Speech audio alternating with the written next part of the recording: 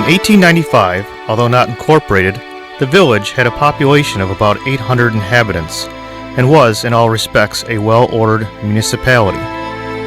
In the period of 1900 to 1905, the development of the Village of Webster began to point out the necessity of many improvements, which suggested the incorporation is the best solution of the problems then arising. An election was ordered, which occurred on March 27, 1905, and the village was incorporated. Today, we celebrate the village's 100-year anniversary. We listen to residents reminisce about Webster's past and take pride in the community they call home now in 2005.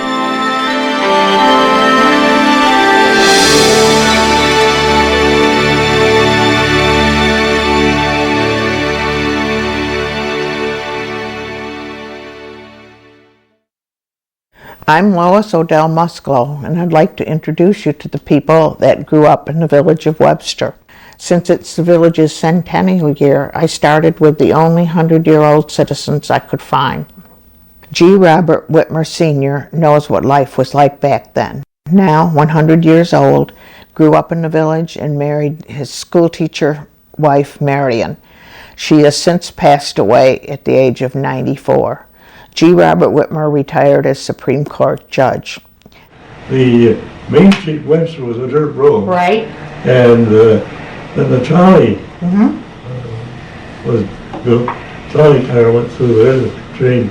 And that dirt road, I had stone gutters along the side of the road.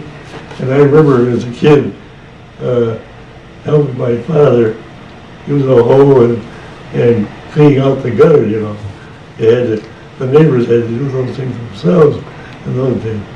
Well, yes, we had a bicycle, and well, we played croquet, and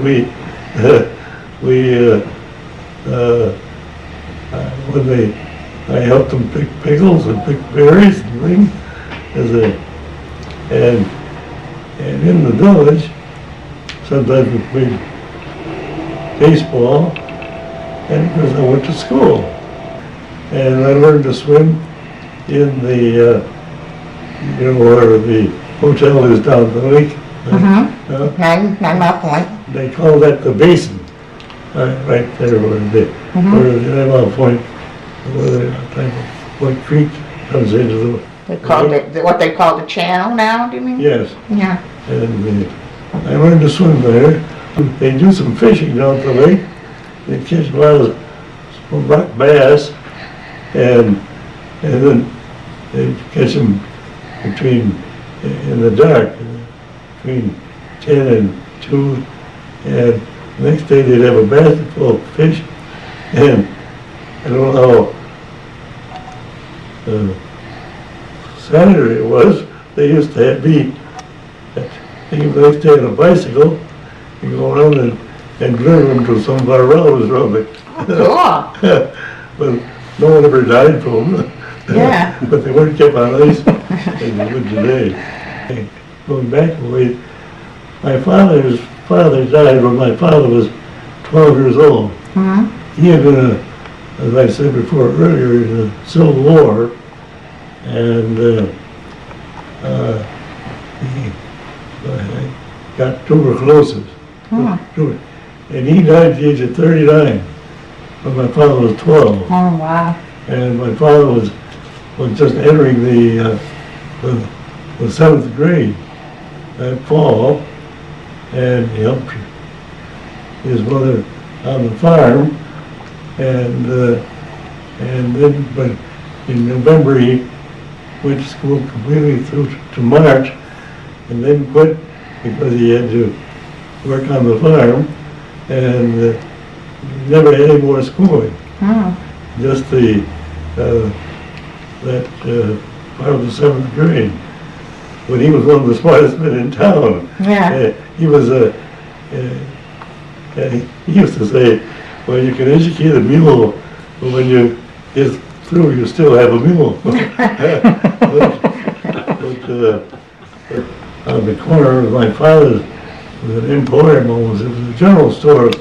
We sold everything from groceries to rope to hardware, nails, nuts, bolts, and things, all sorts, several hundred pounds of coffee in the one or two rows by the counter. And put this high from here over to that wall, and by Saturday night that'd all be gone. The Do you remember what coffee cost per pound back then? I had an idea it was 30 some odd cents. I'm not sure. Sadie Kittleberger and Esther Schultz certainly knew what life was like in Webster. They went to school together and are still friends at 100 years old. Since this interview, Esther has passed away, and we are grateful to have their stories. Oh, and we had a pot-belly stove and an outside john. Oh, one of those outhouses. Better put that in there. Okay. Well, you can put it in. You're putting it in as we go. Okay. That's the way it was. Did you take your own lunch? How did you eat there? We take our lunch. Yeah. Yeah. And then take turns at the outhouse? It would be quite cold sometimes. Were all classes in that school? Yes. Oh, isn't that cool? Oh, yeah, they were all like that. Oh, Not too maybe. many. But just imagine one teacher in all these grades. Yeah, that's what Yeah, one think- teacher think- for. Now I think, how did a teacher do this? Yeah. You know, all in these schools. And that's the way it was. Just the one teacher for grades right up through 8th? Yeah. Oh yeah. Isn't that something? Yeah. We had our chores to do Yeah. when we got home from school.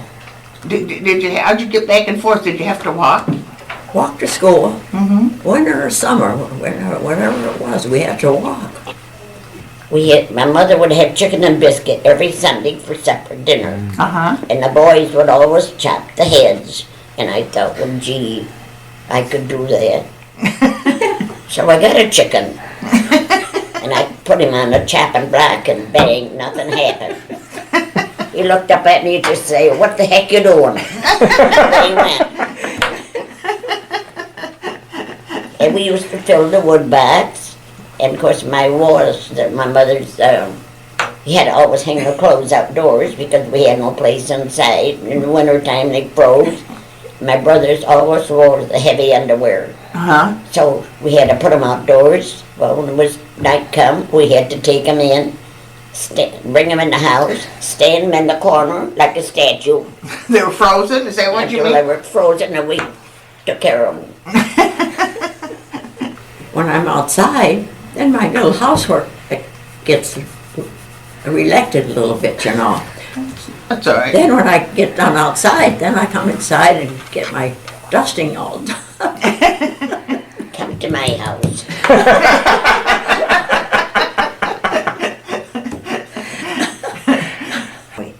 How many were in your families? I had 6 brothers and 4 sisters, Okay. including me. Wow. Now, I know you have a sister in Grandview. Are any more still living? Right. No, that's it. That's it? There's just 2 of us Mine are left. all gone, my sisters and brothers. You're the last I'm one. the last one. Were you the baby of the family? No, No? no. I don't know why. Oh, there were 9 in your family, I understand. Yeah, 5 Esther. brothers and 4 with me, 4 sisters. When we was playing, you know, all together, and how we'd go in our orchard, we had a little apple tree, and we would play in it, spring around in it, you know, my boys, the brothers, and then we'd always make our mud pies and make our own playing, you know. Yeah. And we'd make our garden on the ground. We'd make our maybe kitchen here and living room here, and this is the way we made our own Yeah. years ago. What was 42, Sadie? Dominoes. Oh, dominoes. Dominoes, yes. Yeah. And we used to play ball, didn't we? Oh, yeah. We used to play ball. Did you have regular bats or just Well, play catch? Or? sometimes we'd get hit, wouldn't we? Oh, Sometimes dodgeball. we'd get hit with a ball. And another thing, where we lived, we lived like, we had like a little hill. Uh-huh. And of course, we get a day that, was all frosty, frozen. So we would find whatever we could find to slide down the hill and right across the road into the muck. Well, one of the boys, the neighbors, came down with his mother's butter bowl. And I thought, oh my God. And all the mothers made their own bread. Well, I'll tell you, we went across the road and almost into my dad's muck. And that was fun. The way it was. Yeah, that's the way it was. Oh, the olden times. And then we didn't have no electric, we didn't have anything, years ago. Well, some of you know that. No electric, no phones, no nothing. And no psychiatrists. No And psychiatrist. no psychiatrist? Didn't need him anyway, did you? Didn't need it. Nah. Where did you meet your husbands? Where did you meet your husband, Sadie? Well, there was a carnival in town. Like our fireman's carnival? Yeah. And Nagel, where it was Nagel's, and I met him there. And he's the only boyfriend I had. I liked him, and I hung on to him. And we took a ride down there, and by that, through that, I guess I got connected with Albert. That was your first boyfriend too? Oh, yes. I had more, but I turned them off. You hit the off switch, huh? Oh, yes, I had more. I had more boyfriends. You did? Oh, yeah. Why not tell the story? That's the way it was. Yes, I had 2 or 3 of that. Oh, it my was kind of. Now you tell me. Did you have 1 or 2? Huh? Did you have 1 or 2? I had one, and I hung on to him. Oh, well, you hung on to it. Oh, that was good. What kind of clothes did you wear then? Did you have those, Well, we didn't those have black many cotton clothes. We didn't stockings? have any clothes at that time. Well, you had to have something on. Oh, My sometimes goodness. we'd have to wear 1 or 2. We didn't have many clothes. My mother made our dresses. Mhm. Just like a nightshirt, or Yeah. it was longer. Uh-huh. No, there was no style to it. Uh-huh. When the boys would go down to milk the cows, we had some cats, and they would follow them to the barn and sit near the cows, and the boys would milk the cows, and the kitty would sit there with his mouth open and squirt it right in their mouth. I got married in 29, wasn't it? Yeah, in 29. Yeah. And where did you live? Where did you live then, Esther? I had to stay home all my time. Where was home? Where you are now? Oh, no. Yes. After I got married, we bought the house on the corner of State and 250, right? And we bought our home from Eddie McIntyre. Oh, you bought your home when you got married? That one you're in now? Yeah, That's awesome. yeah, and I'm living in the same house. That's awesome. Yeah. 26. My house was built in 1926, just in my neighborhood. Uh-huh. And we moved it. The house was built in 26, and we moved in 27. And I used to know everybody down from my house toward the lake road. And now I don't know my next door neighbors. Is They that the come and same go. home you're in now? Yes. Oh, isn't it? Same You're both house. in the same homes you Same were in house. when you got... That's Yeah. awesome. Yeah, when we moved from the lake road to where Webster, Harris Road, went in a bobsleigh. Oh. It bumped, he bumped. Oh Oh, yeah. Oh, yes, we have to get out. To open our roads, the men would get together and Uh-huh. open our road to get through. And then on the Webster Road, we'd have all these pitch holes. I don't know whether you remember with a sleigh, bobsleigh, we'd have those pitch holes, and awful, weren't they? Oh, yes. Something like the potholes we have nowadays? From the snow, you know. Uh-huh. Oh, they were bad. Of course, Ours was too. I don't know Yeah. about you, but we had mumps. Of course, the heat was the best thing. So my mother would wrap her head on a towel or something, and we would get just as close as we could to the stove for the heat. And we Make always it- had to get up when Make there it was feel better. we always had to get up when there was a thunderstorm. Oh, Me too, yeah. you We did too? always had to get up, and then we'd say to our father, "Is he putting her over? Is the storm putting her over?" He says, "Not quite. You can't go up yet." Yeah. We had to get up to a little thunderstorm. They're afraid there's gonna be a fire and they wanted you all safe to get out the door. He Yeah, I wouldn't let us understand. go up either. And every little while we'd look, see if he had it over yet. I can remember my mother stuffing a sack, and that was her doll. So we would have to wear these long stockings up to here. So when we'd go to bed, put her and lay her clothes, Grandpa would stuff that stocking with the clothes we took off and put an orange on the top of the stocking. And we thought we were getting something. After we take the orange off, there was our clothes we took off the night before. And You folks haven't lived yet. I can remember the chicken biscuit every Sunday. Oh, we did too, Sadie. Oh, that was great.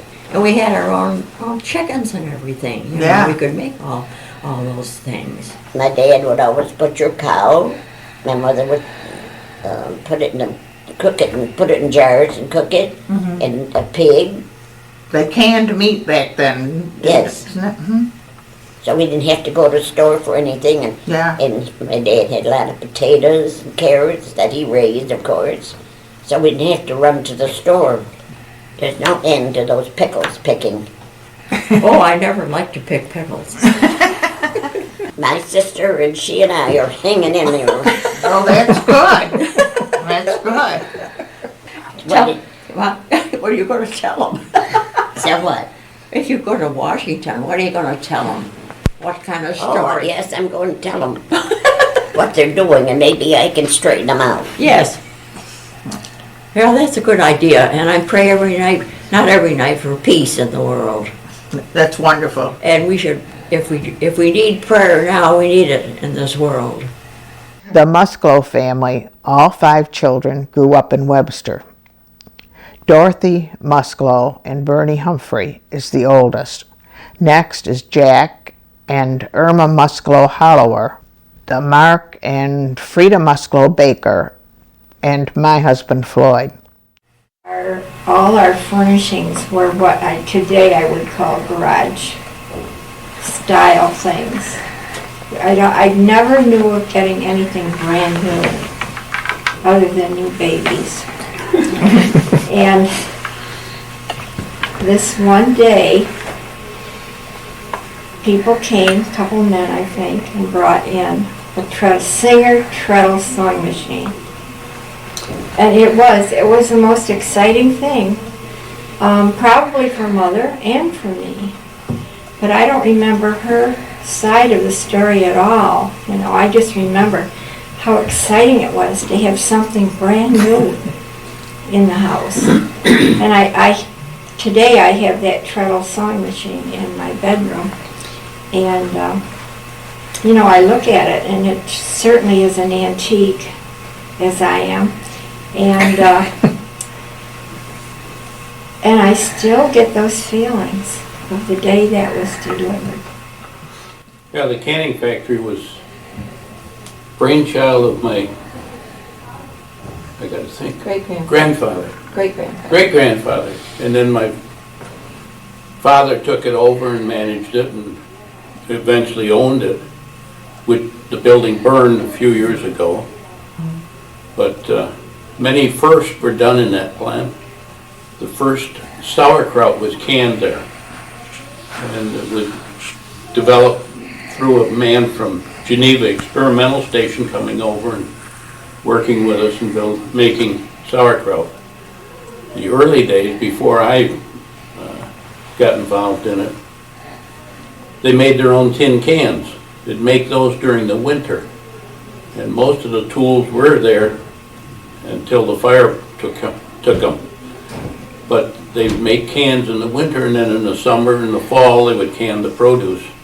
Bernie grew up on Phillips Road, and I don't remember how large your family was, Bernie. Eight children. 8 children. What- 7 boys and 1 girl. Wow. Now, where were you in the pyramid of children?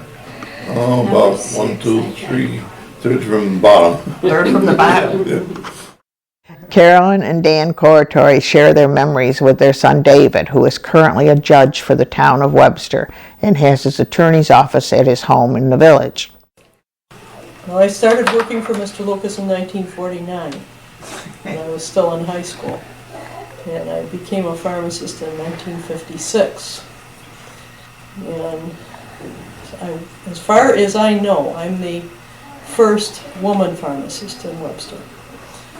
He was my boss for a good long time, and then Mr. Case, who owned the corner pharmacy, decided that he was going to sell his pharmacy to my college pharmacy classmate, Wally Weiner, which happened in 1968 in April. And in September of the same year, Mr. Lucas sold to Wally Weiner, and the 2 drugstores were combined.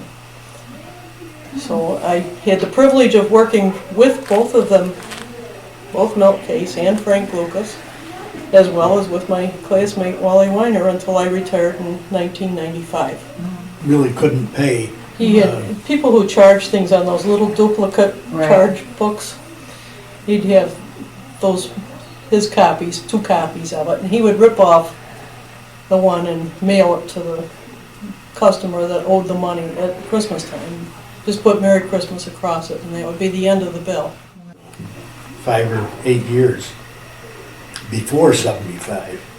And they finally decided that in 75, maybe it would be okay if they brought in somebody from the outside. And at that time, the only people that were in the fire department were ones who lived right in the Union Hill area. And but then the chief decided that maybe it would be okay for me to come along there. And then I joined there. So I've been there over 25 years now. I guess in part it was a matter of Judge Barrett, when he ran for town judge in, must have been 85, and I had just come back to the village. I'd been away to school, and then I worked in Schenectady for a couple of years. But he asked me to run his campaign. Of course, I think he was kind enough to know that I knew nothing about running a campaign, but he asked me to run his campaign, and he was successful at it. And then 2 years later, Judge Van Ingen, even at that point, I wasn't looking at politics at all. This is actually kind of funny because initially I went to law school to become involved in politics, but by the time I got out of law school, I knew I wasn't looking at politics anymore, but somehow I ended up in politics. But it's not, the judgeship really isn't political anyway, so it works out very well. But then 2 years later, Judge Van Ingen was retiring and told me that he thought I should run for his position. And I'd been in front of him enough times where I figured, well, he must know something about it. And he'd been judged longer than I'd been alive at the time, so I figured I'd better listen to him. I think this is year 18 right now. Yeah. Yeah. That's amazing. Funny stuff. And as I tell people, if you don't start, you'll never get to the finish line. So, 18 years, well, it was, like I say, Judge Benningen had been around longer than, had been a judge longer than I'd been alive. So. Mary Papanopantis, whose parents started the Webster Candy Kitchen, shares her memories along with Janet Suter Detweiler and Frank Click from the Smith & Lutz Funeral Home and Furniture Store. Janet's got a barn that was very popular. It was at her father and mother's house. Yep, we played basketball there. Yes, and I've heard from Ray Martin just recently that it was a fond memory of playing basketball in that barn. That barn was also a place of, where the Theater Guild used to store their props at one time. Right. I remember us putting stuff up. Yeah, and I remember finding things there long after my parents were gone and we were selling the house. And Frank, when did you start Smith and Lutz's funeral service? After Man, I after started Earl working died? for them back in 1949. Carl Lutz was there, and Earl Smith, Mr. Millman. Good old people. Webster Candy Kitchen was started in 1908. I guess your family did too. Yeah. Yes, Did yes. It was my father's half-brother, and my father also was into that very shortly after that. He had a store in sodas as well before World War I.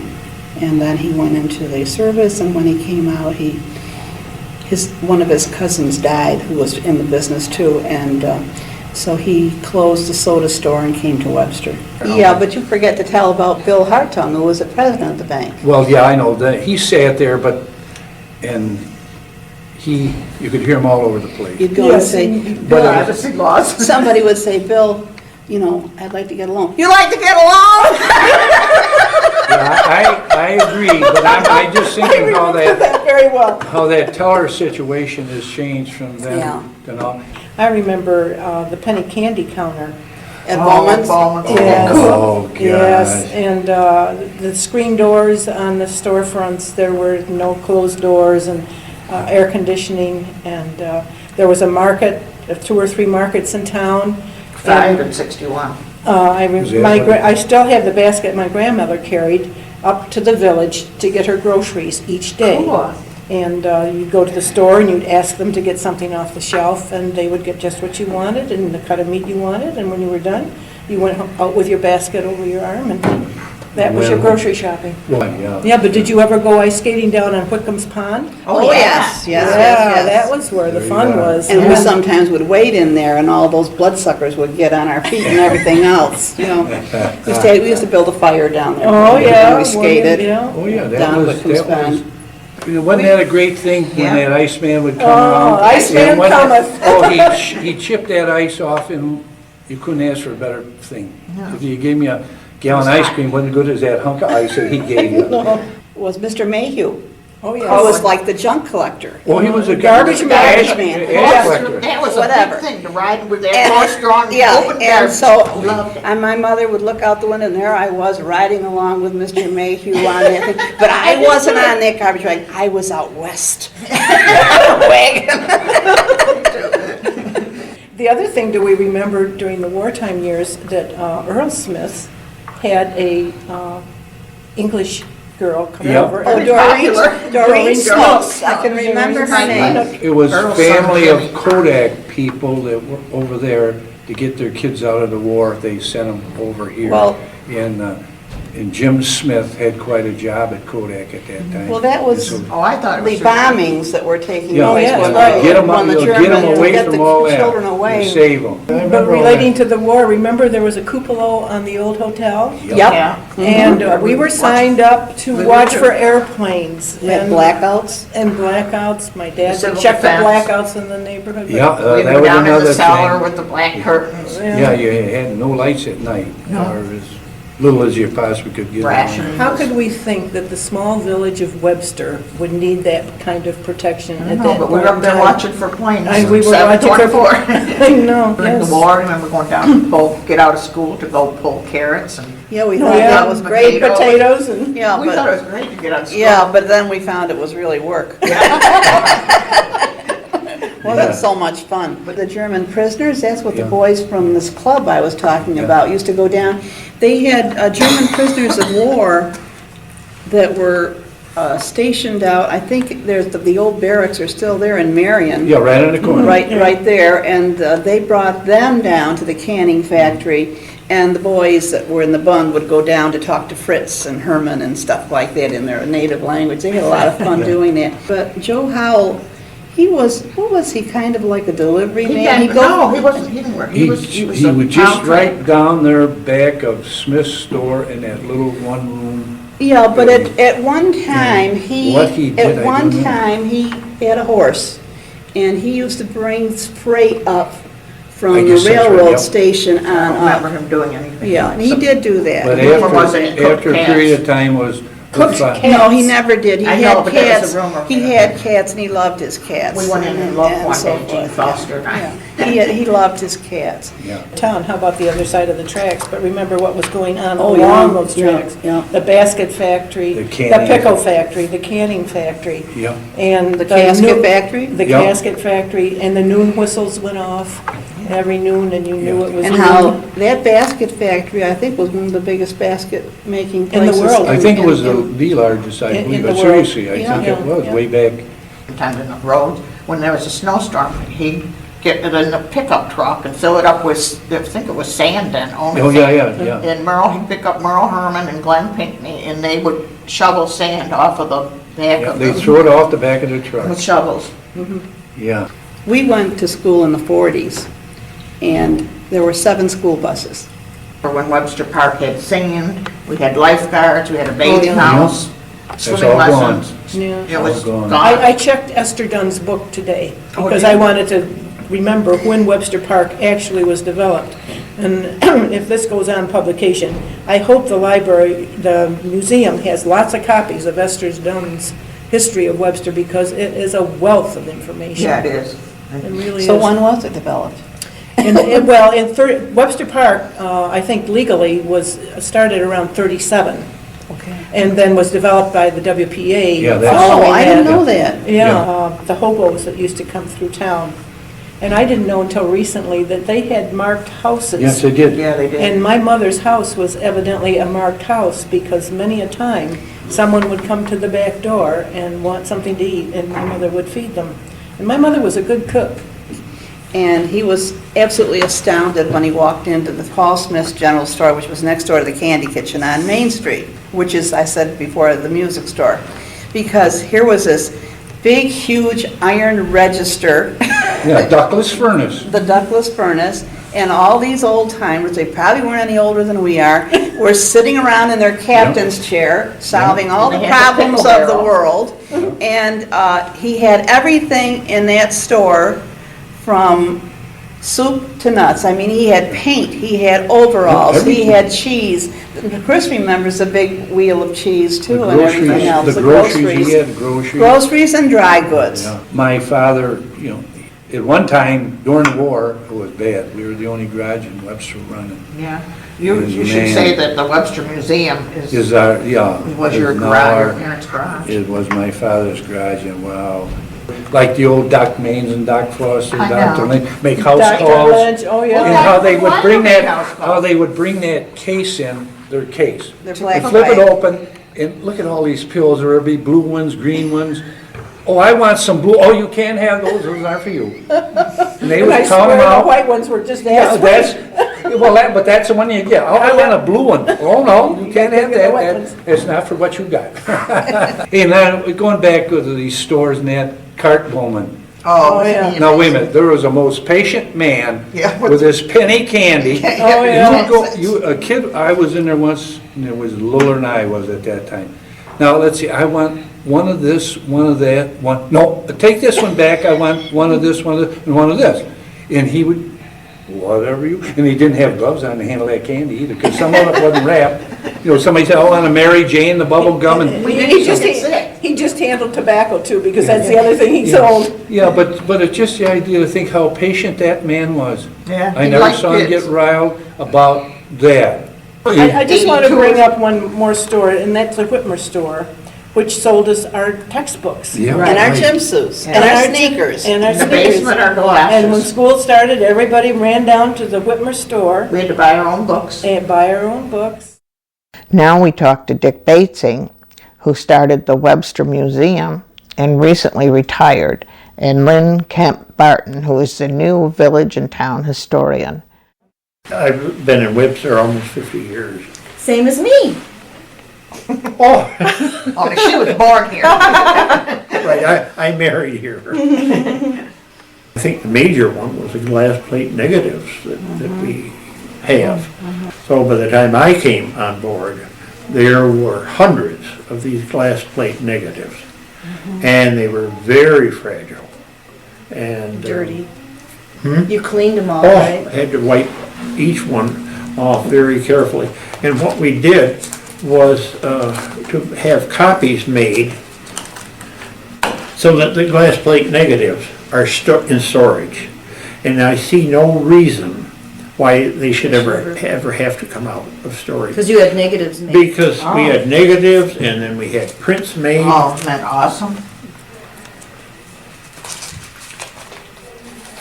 What's the building that the museum is in? When was that acquired and how did that come about? Because I don't remember that. That was built by Frank Click, and that was built around 1924, 1926. I can't Your remember. Frank's father? Yeah, Frank's father had it built, and then I think he sold it to the Village of Webster in 1953 or 56, something like that.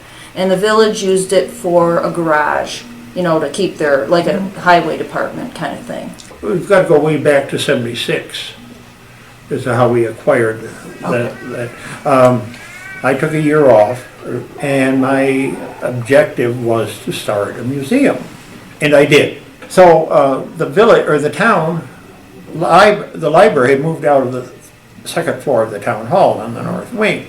And John Barrett was another one.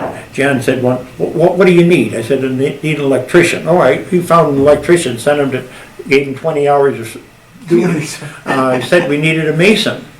So there was a young fellow whose father was a mason. So we got free labor, actually. Of course, we had to pay for the materials and so on. Well, of course, a long time ago, I was schoolmaster at Dayton's Corner School. Spent a lot of my year leave working at Dayton's Corner School. Yeah. And I acquired extra desks and so on and so forth. But then it belonged to the school district. So I was able to go in there and work and use it as a museum. But then the town of Penfield took it over. Ed Tierson started the successful WECO company in 1952 until 1999. He is here with his daughter Kathy and son David, both of whom worked for him, as did his deceased wife. And Edward had a factory down on Commercial Street. Right. What was the name of it? WECO Metal, we started out with Webster Industrial Equipment Company, and then it was kind of long to say on the phone, so we shortened it up to WECO. Kathy say you were in business 50 years down there? Right, we incorporated in 1952. 99, we moved out in 99. Our first job was making ballot boxes for Rochester, voting boxes. They were made out of a galvanized, roughly a square foot in size. And then we acquired the sauerkraut factory, I don't know what year it was. And we started out there, and one of our first customers was Stromberg Carlson. General Dynamics was one of our big customers, but we had Eastman Kodak and Stromberg's and Bausch and Lomb and quite a few other little companies.